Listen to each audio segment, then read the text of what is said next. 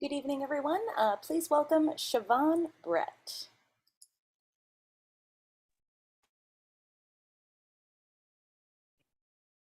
Hi, everybody. Thank you so much for joining us this evening. Glad to have all of you along to discuss these ballot questions on the question of short-term rental referendums here in Portland. I'd like to start off by thanking our readers, subscribers, and our advertisers.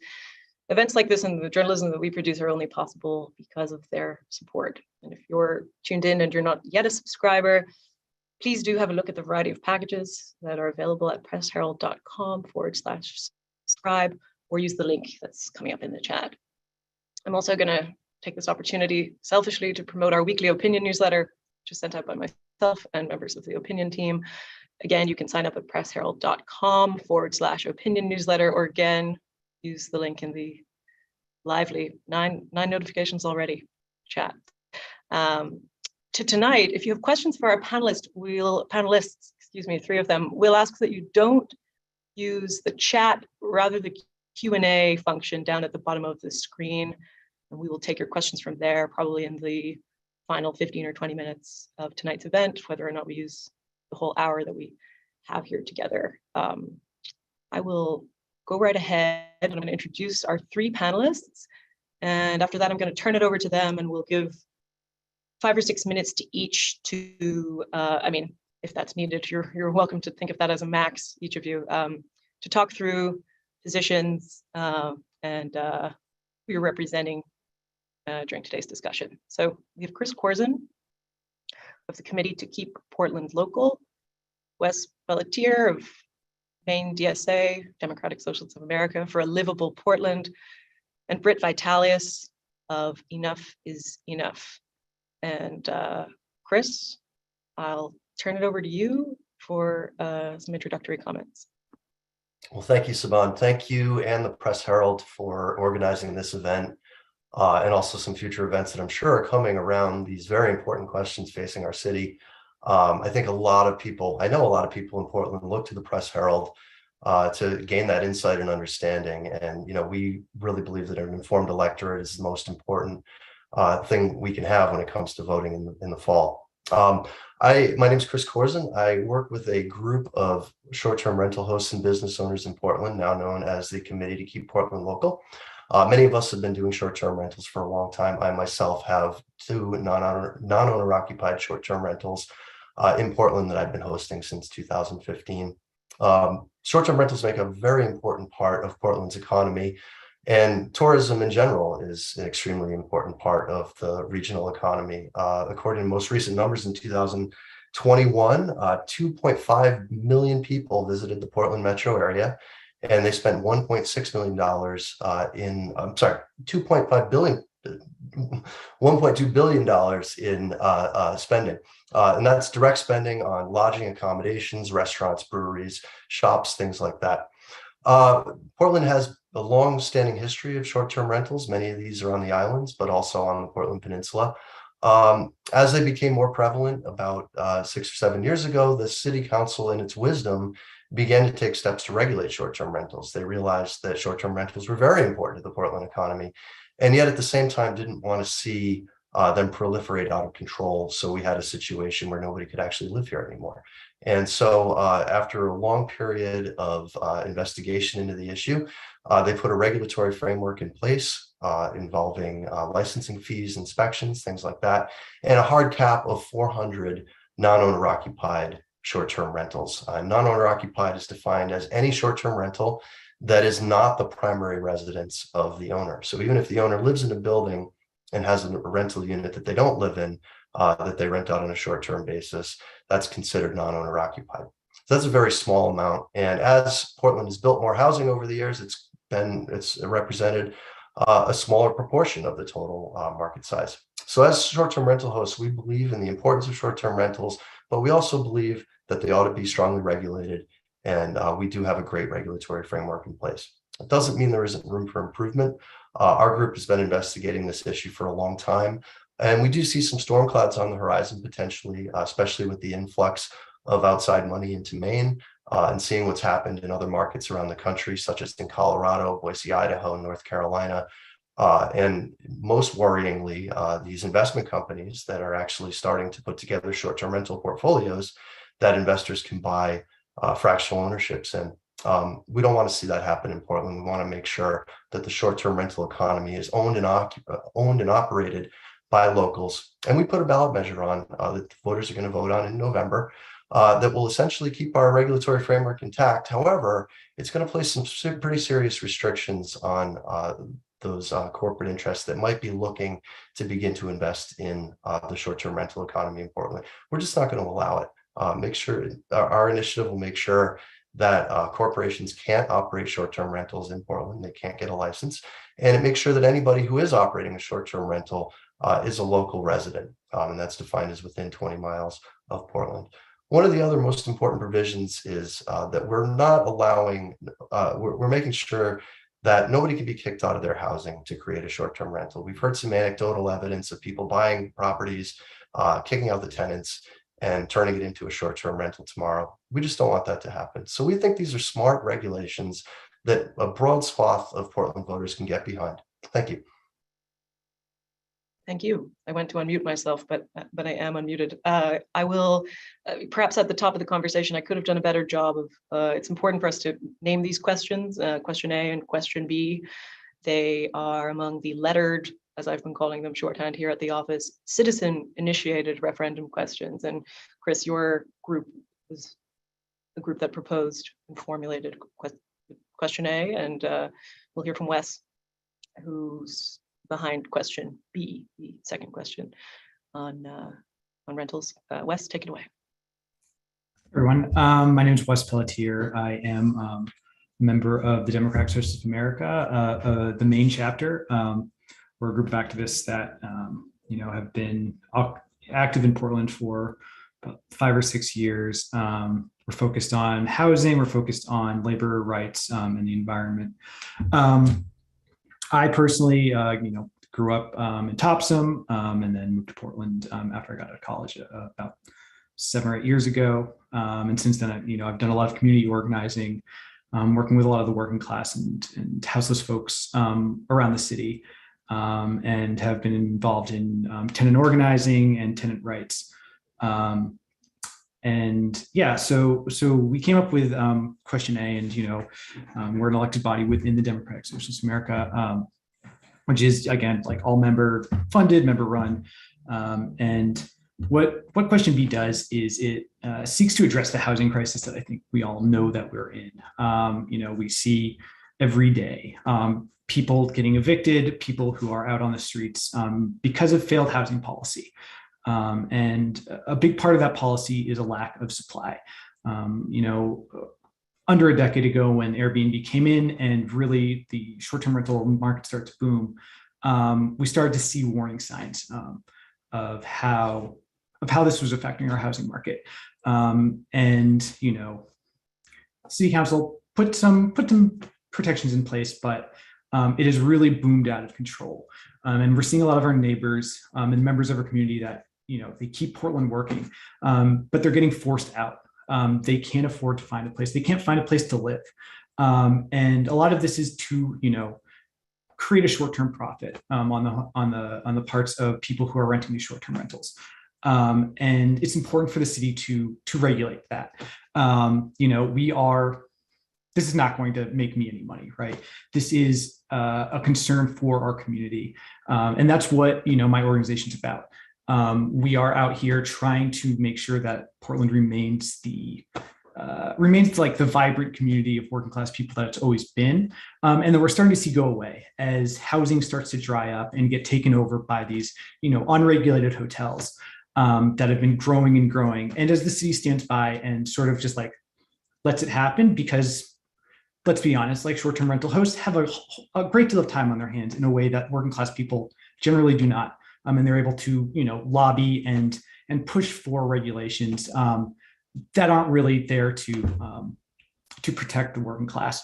So what we're doing is we are representing, the people of Portland who may not have the time to come to a debate or to show up, and who need a place to live and who need to be able to, afford to live in Portland as it's becoming less and less possible to do. That's basically the gist of question B. In the specifics, it is bringing down the cap of the allowed short-term rentals in Portland, as well as changing what sorts of properties can be short-term rentals, including duplexes, and also making sure that the city is ready to enforce it and has the proper funding to do so, and to increase the disincentives for illegally using a property that should be housing for people, and turning it into a short-term profit gain. Thank you. Thanks for that, Wes. Britt, of Enough is Enough, turn it over to you. Hi, thank you so much. Thanks, Siobhán and Chris and Wes for being here, talking about the issues. This is a great forum. I've got a couple signs behind me. One is from this campaign. One's from a campaign from 2017. Portland is really under siege by the referendum process. We have faced rent control referendum. We're now facing it for the third time in 5 years. We're facing a short-term rental question, the one we're talking about today, for the second time in 2 years. In total, there are going to be 13 questions on the ballot for Portland residents to vote on. Now, in October, ballots are going out, or in November in the booth. There's going to be 113 pages to read. So the campaign of Enough is Enough is a broad coalition of people saying, enough is enough. You just can't run your city this way. There may be one of these questions we agree with, don't agree with. There may be some part of Wes's proposal we like, some part of Chris's proposal we like, but this is not how you run a city. These are complex issues. The rent control revision, rent control is already passed. Rent control revision is another 17 pages of line items, crossouts, changing a word there. You don't go into a ballot booth, know what's already in place, and then just say yes or no to all those changes. It's just not how you run a city. So I want to quickly review where we're at. Chris did most of it. I just want to highlight it again. The city of Portland has considered this issue. They recognize that we have almost 19,000 rental units in the city. They considered it back in 2018, over 6 months. They went back and forth. They heard from people on both sides, implications, the issues, thinking about the islands, perhaps how islands are different, owner occupants versus non-owner occupants. There was a very public process over a long period of time, and they came up with a number that feels appropriate to the size of the city in Portland. That's been in place. And based on that, people have made investments in their property and have gone about their life. There's a gentleman who's retired, who's put his savings into that. He lives in the building, he has 4 units. There's Alex Parisi, who keeps her kid in school, a single mom on the East End, because she has a business built around this. Like zoning, council decisions and ordinances are not meant to be changed every 2 years. So what's frustrating in the city right now is that this was just on the ballot 2 years ago. We voted on it, but because we only need 1,500 signatures in the city of Portland, we could be voting on this every 2 years, because it's not necessarily reflecting the will of any majority of people, any even substantial number of people in the city, that this is even before us again. This was already voted down. Rent control was voted down 2-1 in 2017, and yet we had to fight it all over again in 2020. And in a pandemic, we couldn't get the message out, we couldn't communicate, I couldn't get out to the neighborhood meetings, there was no discussion. People are voting on a title, and it passed. And now it passed, and now we're voting on rent control again. It's going to tighten it even more. So my point here tonight is, certainly we should get into the issues. These gentlemen have 2 issues on the ballot, and that's a lot of the purpose. But this is all happening in a context. And it's happening in a really important context where Portland has to wrestle with what kind of city is it going to be and how should government work.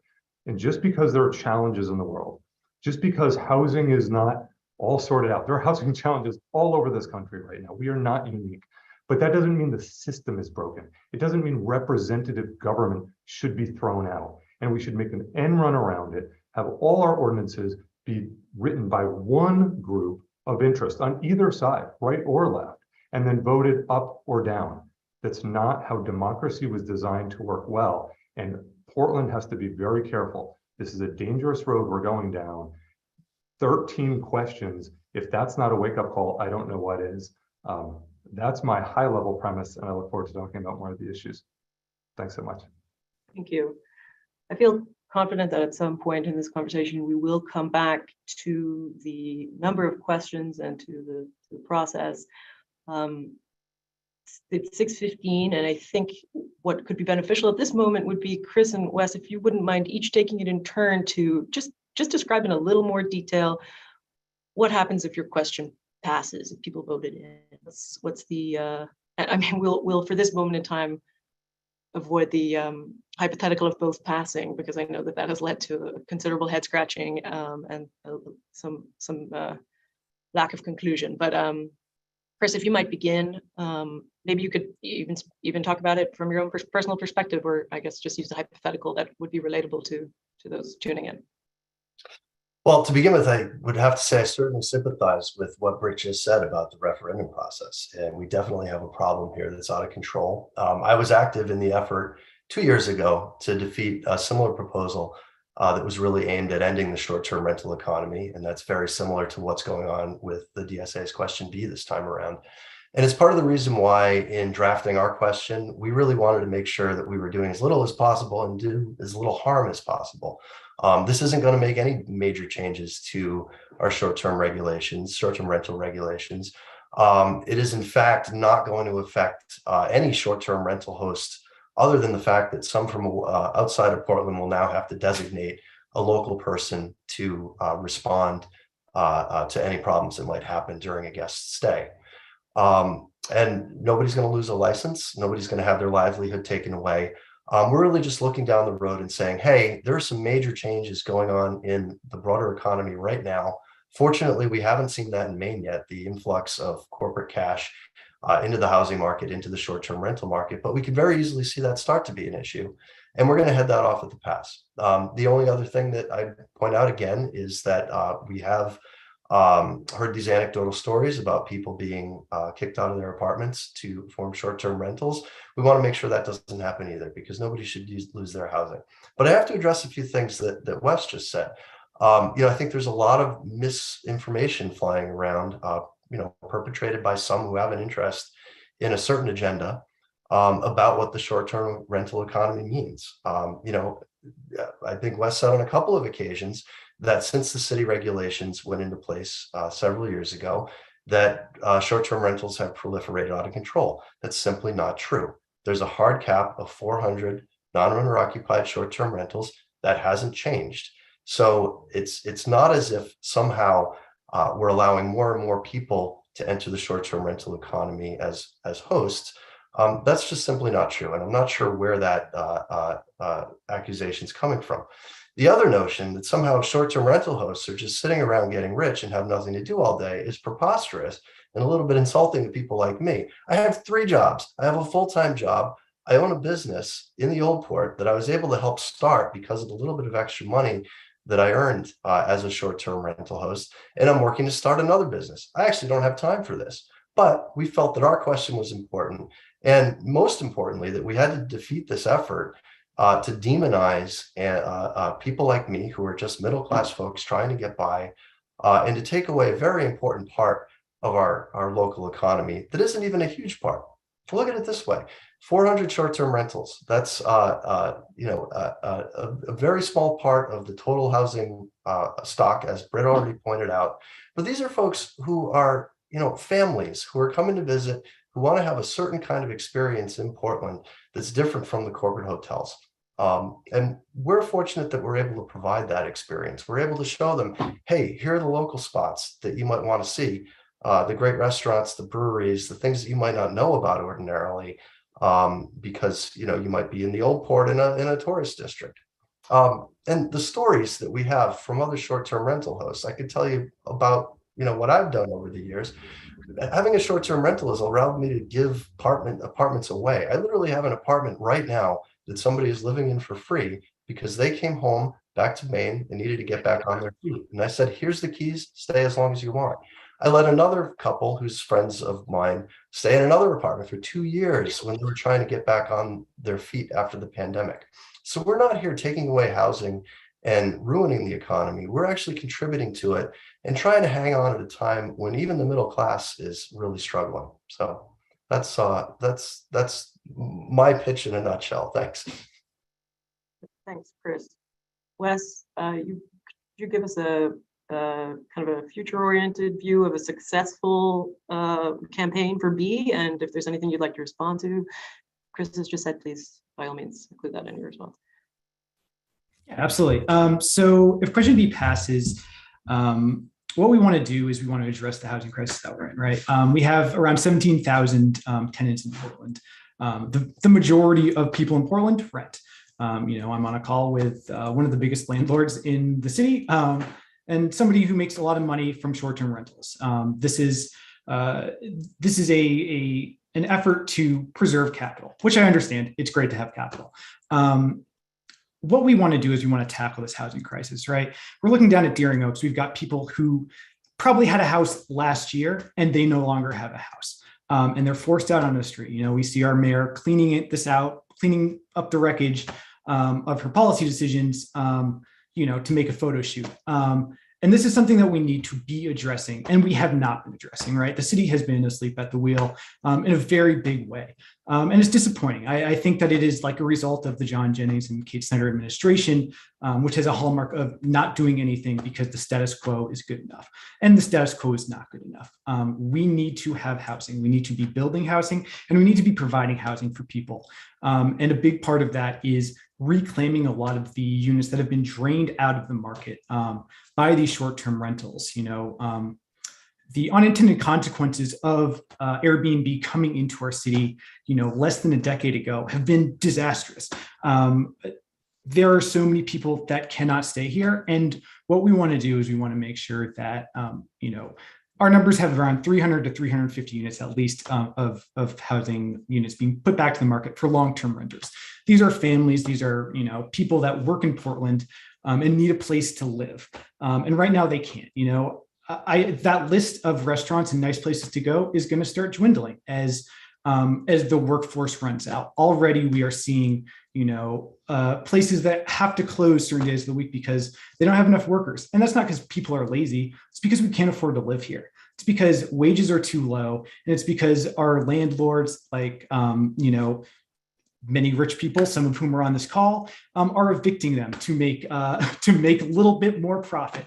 And it's coming at the expense of our community, it's very sad. And it is the way our system's set up. And a big part of what we want to do is we want to bring the democracy into this. We want to make sure that people do have a say and that the working class people are able to form these questions and think about them.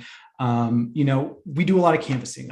Most of the people who might be on this call are out canvassing right now. They're knocking doors, and people who rent, their eyes light up, right? Like, we're talking to 49 people here. And we're going to be knocking doors all night. And we are talking to renters who don't have time to call into one of these. And they know what it's like to lose your apartment. My friend Nick, he worked at Preble Street. He worked at the Resilience Hub, and his landlord kicked him out. And you can't find a place in Portland. What are you going to you have to set up bots to look through Craigslist to find a place. The vacancy rate is so high, or so low. And it's forcing these people out. We would all love to have an extra unit we'd love to own a home and rent it out, but we can't because that property has been snapped up and it's being held hostage, and we are getting forced out. And we're going to look at these unintended consequences unless we do something 10 years down the road. And we're going to say, well, I wish we'd done something. So we're doing something. And it's something we'd wish the city had done before. And we're excited to work with the city going forward. But it needs to happen. The status quo, which is making a lot of people a lot of money, needs to change. And we have democratic means to do that. And we're utilizing those because it's important to do that as an active, engaged member of a community and as a member of a society. So that's a big part of what we want. We want to return housing back to the market that has been taken away. And we want to create opportunities for people to come to Portland, to live in Portland, and to work in Portland, which is a rarity and becoming more so these days. Thanks, Wes. I would say that there's probably not very much disagreement on this call that the housing market in the Portland area is in crisis and that people are being driven out. The question when it comes to the short-term rental questions that are coming up on the ballot is, to what degree are they responsible for that? To what degree are they contributing? And Britt, I see you've unmuted yourself, so I want to give you a chance to respond to some of what was said, and we'll come back perhaps to some of the questions to do with data, maybe backing this. A lot of people are saying, where's your proof? Yes, anecdotally, we see this, we see it, we see things, but we'd like to know more. So let's come back to that. But for now, Britt, please.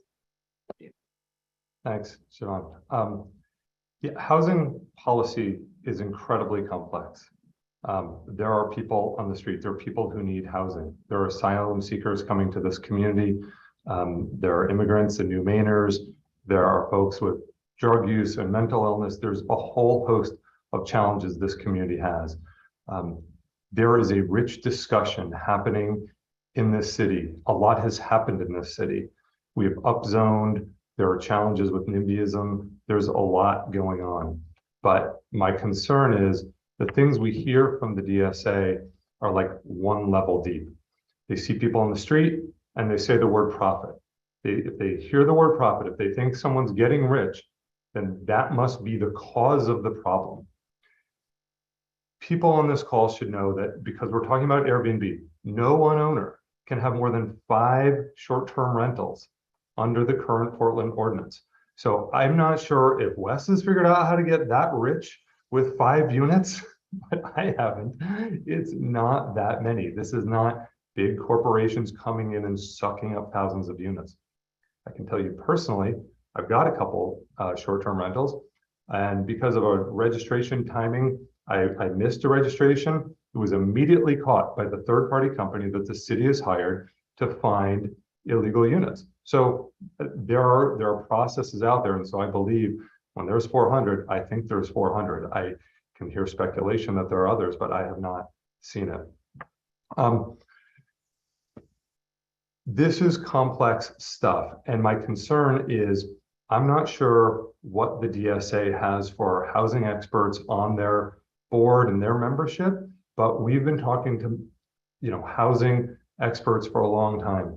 The proposal they put forward on the last referendum 2 years ago, rent control and the Green New Deal, was opposed by all the local affordable housing developers, not the big for-profits, not the people that the DSA are concerned are getting rich at the expense of the people you're seeing in the park. The people who try to develop affordable housing said, this is not the answer. You can do a quick Google on the internet and search up rent control studies, and you will find some quite liberal think tanks like the Brooks Institute that says there may be a short-term benefit to rent control, but the long-term results are less housing and a greater disparity between low-income housing and affluent housing. So housing issues are complex. The DSA talks about these issues as though we're all just like Scrooges, just hating Portland and trying to just squeeze the life out of it. And in fact, we're here having those conversations. We're working on it. The Green New Deal, which was not an environmental bill, came from the DSA in the last referendum and passed, is the worst thing that could have happened to housing in the city of Portland. There are no affordable housing applications in Portland today, and private development is leaving the city of Portland. I've personally gotten called from folks from out of state who want to build apartments, right? We need housing. That's what I'm hearing. We need housing.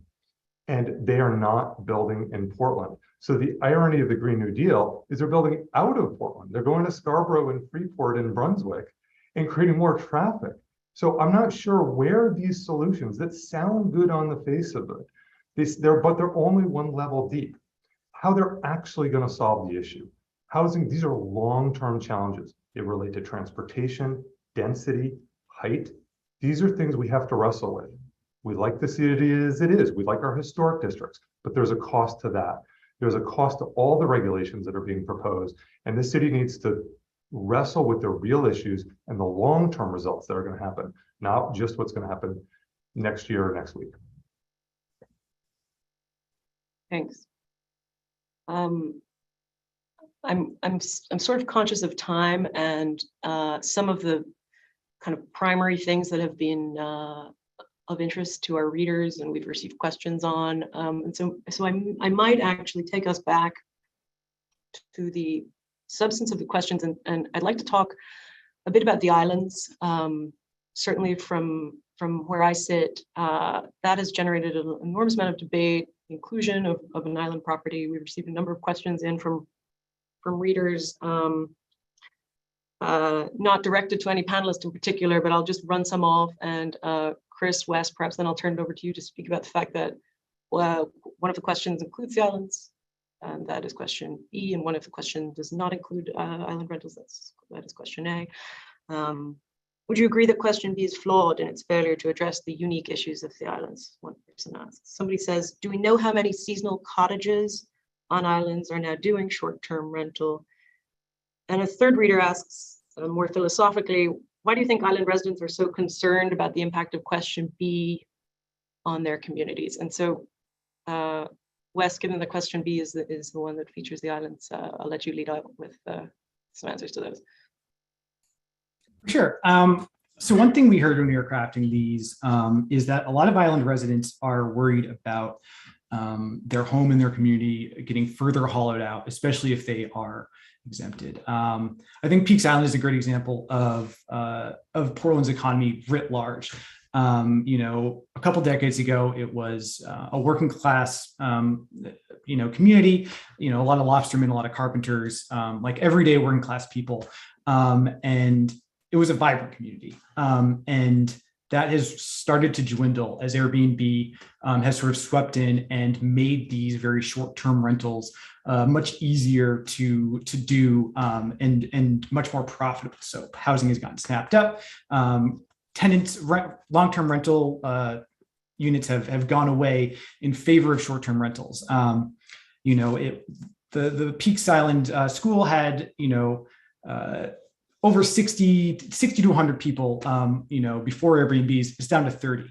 There's a story in the Press Herald earlier this week about how the Peaks Island Council doesn't have enough long-term residents to fill out its membership. And this is because there are not enough long-term residents on Peaks Island, because people are snapping this property up and they are doing it at the cost of the families and the working class people that used to be able to live there. And it's a tragedy. We need to be doing something about this. There are situations where, somebody's apartment gets turned into an STR, and that person was the only house cleaner on the island. That person was the only person who was able to sew. And that community is out a valued member now. And there is certainly money to be made there by the people that own the property, but it comes at the cost of the community. And that's what this is about. It is about making money at the cost of the community. These houses will be able to, be rented out for a month, or if it's somebody's primary residence, you can absolutely rent your place out. That is your house. You are able to rent it out. What it comes down to is when you have these places that should be going to families, and they're not, they're going to make, it's around $4,000 to $5,000 a month is what short-term rental places average. That is a ton of money. So I get that. That's a great source of income, and it's hollowing out our city.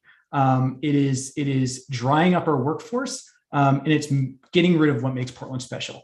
And Peaks Island residents who were involved in our writing process, they came to us and they were like, if we have short-term rentals that are banned on the mainland, then we're going to turn Peaks Island into just this focus for people to snap up property to rent it out. And we're not going to have a Peaks Island Council. We're going to have, a place that's full in the summer. And it's going to be people that don't know their way around. And then it's going to be empty in the winter. And that's something that none of us want to see. And that's what's happening in Portland on a larger scale. And we need to stop it. We need to put regulations in. It is a problem when we let Silicon Valley come in and dictate what our city does and dictate how we use our housing and change the entire landscape. Those are unintended consequences. And it's absolutely irresponsible for us to come in and just let that happen. It is too bad that the city council has failed to act. It's too bad that the mayor and the city manager have refused to enforce these laws. If you go on airdna.com and look up Portland, you can see a map of all of the Airbnbs that are in Portland right now. And it looks like a cancer because it is. It's eating us out from the inside, and it's dangerous and it needs to stop. So, everyone in Portland has a story of seeing someone, they thought someone lived next door. And instead they see people going in and out with luggage all the time. That needs to stop because that needs to be a house for someone that's going to work downtown. And what we want to do is we want to alleviate this housing crisis. We want to create units for the people of Portland that live in Portland, and not just do it to make a quick buck, but to make it for the long-term economic health of our city. Some of the complaints I've seen, Wes, have centered around the fact that question B will capture a good number of properties that can't be converted into long-term rentals or residences for families or individuals. And I'm just wondering what the response to that is. If these are primary residents, they can still be rented out. Our concern is, you go on Reddit, you see somebody who wants to work at Maine Med. They got hired at Maine Med, but now they need to find a place to live and they can't. Our concern is the people who, me and my wife, we were white knuckling onto a place in Trelawney, slumlord millionaire, but that's a place that we can afford. And we're just holding on to that until we can find a place. Our concern is a lot of the tenants that are so desperate for a place to live that they can't find one. Houses can be winterized. These are summer cottages. And that is certainly a situation that is something that, that's a hard situation. But what is also a hard situation is when you are trying to scrape by in the biggest city in Maine and you can't because there's nowhere to live because it's all being taken up by this unregulated industry that is completely carved out Portland. We need to be taking steps to alleviate this crisis because it is a crisis. And I certainly hear a concern. That's going to eat into someone's bottom line, but those houses, they can be rented out months at a time. 30 plus days is our time limit. And you know what?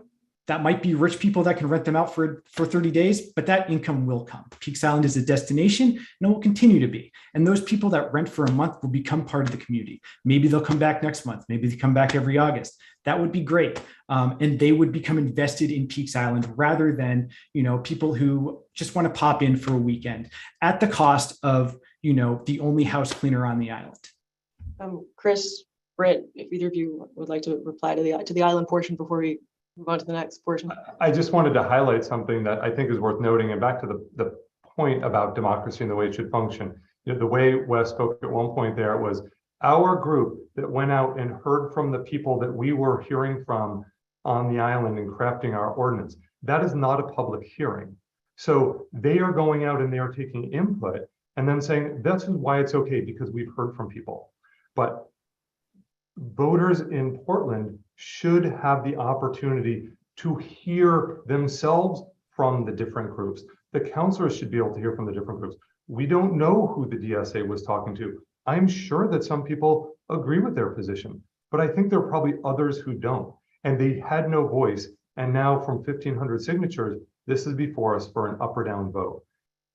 I'm ideologically curious, and this would be something that Wes and I will have to discuss over beer sometime, is at what point does he support the tenant? And at what point, when that tenant finally just gets over that hump and gets to be an owner, is he not supporting them? Because the disregard for the small businesses and the small owners, as though anyone who might hold the deed to a property is just some rich profiteering, money grubbing loser, is stark. And I feel like we're all in Portland, we're all trying to make a living. I don't know who the rich landlords are on this call making lots of money. You are welcome to look at my rent roll. In fact, it's probably public. My rents only went up last year because rent control forced them to go up. They had not gone up for years. You're welcome to talk to any of my tenants or Chris's. Your caricature of people in the city of Portland does a disservice to the city that we all love. And you are using the same tactics that they're using on the right, that many people in Portland don't like. You're using them on the left, and it's dangerous. These are challenges, they're real challenges. I also started a nonprofit to help challenge tenants get into housing. That's real work. I would love to see the DSA step up and show up and do some real work about helping people get into housing. We are opening up market rate housing because it's too challenging to build now after the Green New Deal passed. So we are putting processes in place to help immigrants recovering from drugs, single parents, young, get into housing through the Quality Housing Coalition. I would love to see what the DSA is doing other than saying the word profit over and over and treating us all like we're a bunch of caricatures. Finally, before I forget, it should be reminded, I don't know if it's been said, it may have been, Chris, you may have said it. If any of these pass, we can't touch it for 5 years unless we do this all over again. So it seems like the DSA actually might know they made an oops on the island issue. One gentleman interviewed by the Press Herald said, oh, well, maybe it can get fixed in the implementation by the Island Council. It cannot. If there was anything that was missed, it cannot get fixed. And the cruise ship question is just an unbelievable example of this. This is now on the ballot because the DSA gathered 1,500 signatures. They are now encouraging you to vote against it. But if it passes, it passes. This is not a negotiation. So the DSA has sort of claimed themselves as a council that can negotiate with parties and can take public input, but then they're writing the answer and we all just get an up or down vote. I think it would be a good moment to, to talk about, Britt, you speak about the future and what's ahead. Should either of these questions pass? It's been coming up a lot from readers and people I hear from. The question of, all right, for argument's sake, I'm in favor of A or B. I vote for it and I bring it in because I would like to see some enforcement. Chris and Wes, can you speak to the confidence that you have in what it would be to enforce the terms of your questions, the workability, how far your conversations have gone in that regard? Because I think people would like to hear about the kind of practical application in both cases. Yeah, we already have a regulatory framework in place to enforce eligibility of short-term rentals. Our effort does not seek to change that. We've added a couple of eligibility criteria to it, but are confident that the system we already have in place to enforce those criteria is sufficient.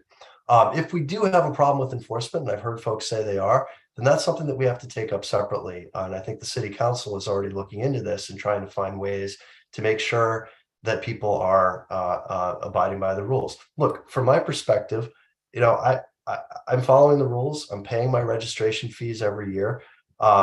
It's profoundly frustrating me when I hear that people might be operating illegal short-term rentals or lying on their applications, and it's in my best interest to see that addressed. But we didn't try to take that on. I think that is a situation where we really need some deliberation at the City Council level to find some great solutions.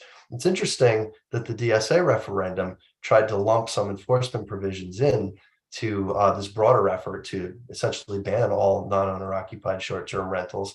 And I'm interested to know why they didn't just try to separate that out and maybe take a small piece to work on rather than this broad sweeping omnibus amendment that they put forward. Sure. So, a lot of, I would say all three of our items on the ballot this year are addressing the livability of Portland.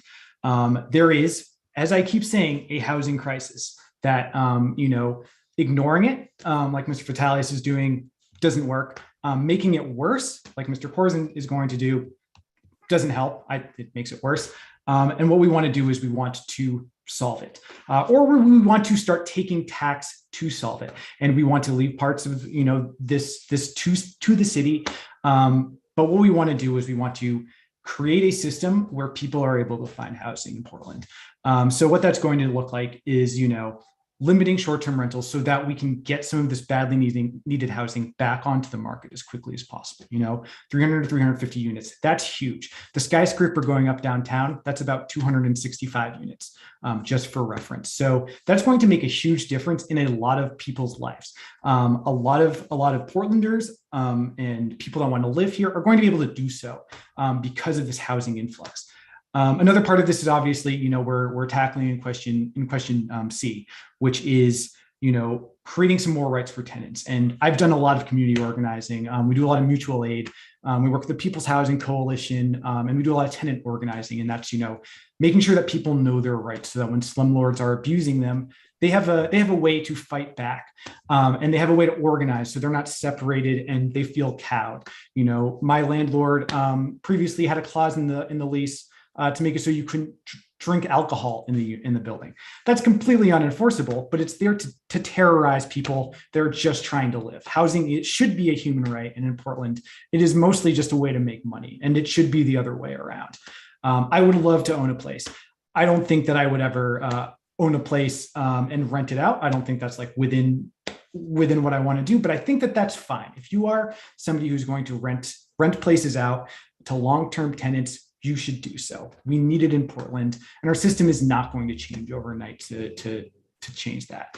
But it should be to people that want to live in Portland, right? Part of our language is to tie the cap short-term rentals at 1% of the housing stock, and that's something that a lot of housing experts agree. Right now, it's about 3%. That's outrageous. That's a big problem, and that's the city itself has numbers saying there are 600 illegal short-term rentals. It's much higher than that. So what we want to do is we want to create a disincentive for having illegal short-term rentals. Raising that rate up. Right now it's about $100, which is lower than most Airbnb cleaning fees. The other thing we want to do is create more community awareness of which places are registered.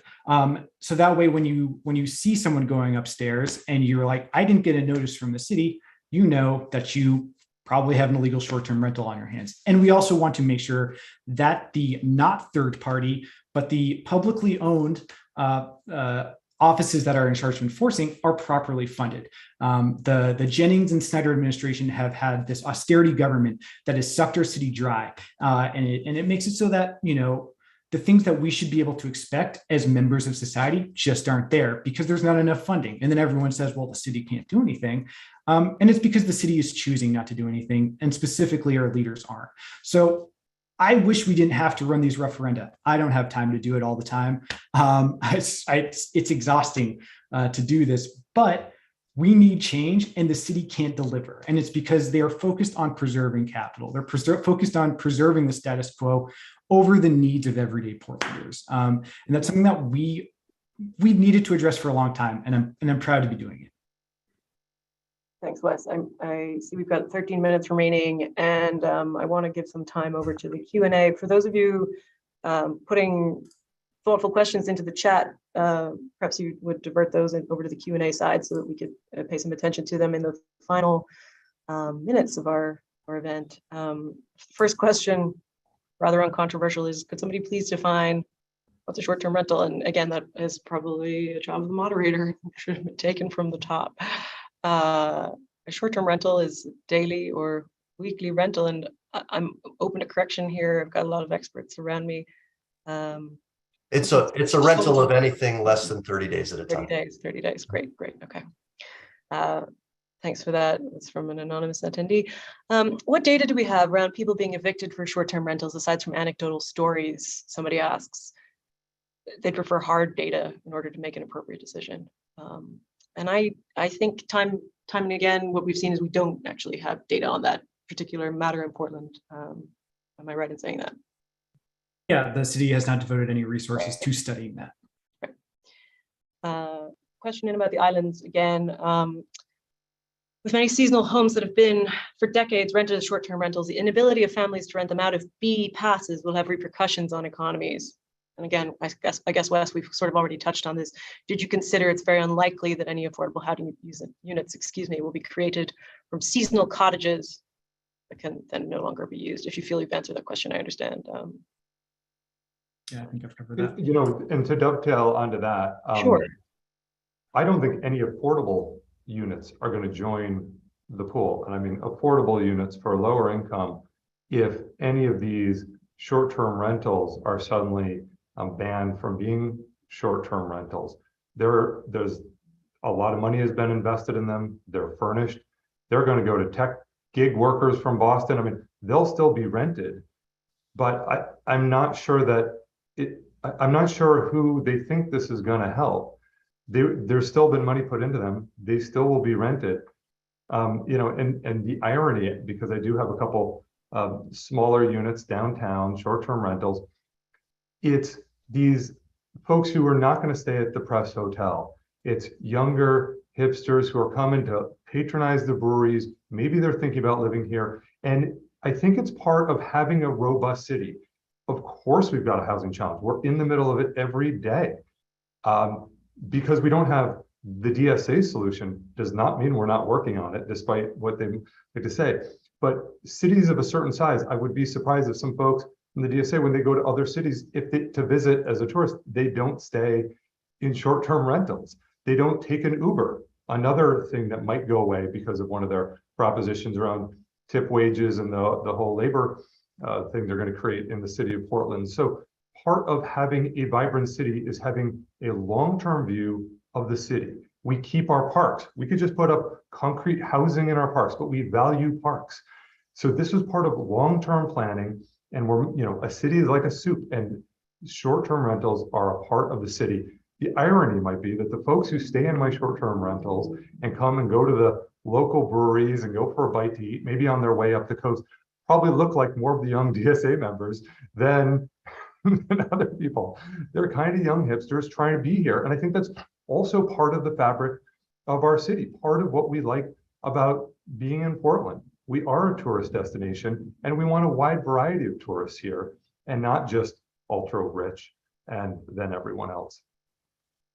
Yeah, and if I may, Siobhán, for someone who hasn't been here for much more than a few years, or someone who hasn't been here very long, might not realize that this is part of a longer continuum. I moved to Portland 20 years ago. I remember my first apartment there with a couple of roommates. I paid $300 a month. Boy, those were the great days.